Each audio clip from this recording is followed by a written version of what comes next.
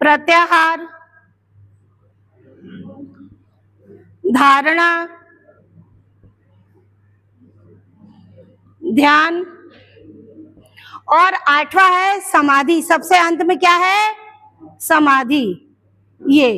ये है योग के 8 अंग, जो महर्षि पतंजलि के योग सूत्र में इन 8 अंगों का विस्तृत वर्णन है। अब 8 अंग के अंतर्गत सबसे पहला अंग क्या है? यम। यम के अंतर्गत क्या है?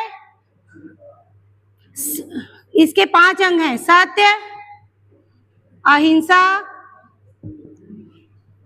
अस्तेय,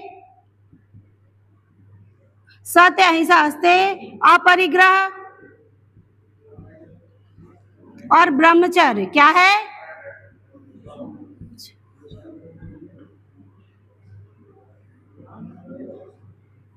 ब्रह्मचर्य, है ना। ये है यम के 2 अंग हैं।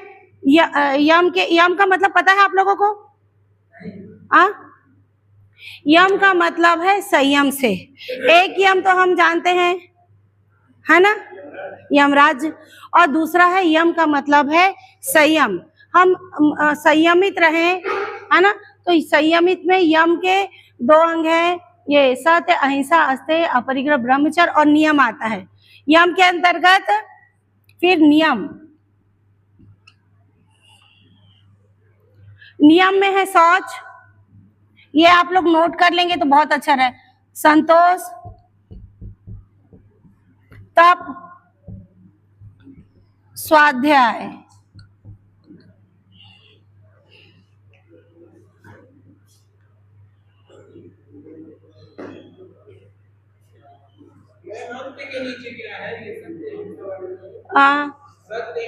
सत्य, अहिंसा, अपरिग्रह,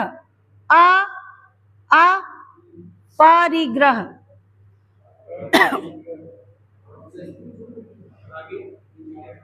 यम के जो है, देखिए, यम के अंतर्गत 5 अंग हैं और नियम के अंतर्गत भी 5 अंग हैं।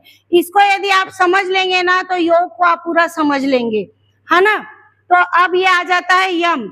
यम का मतलब है संयम से, है ना। अब यम के अंतर्गत आ गया सत्य।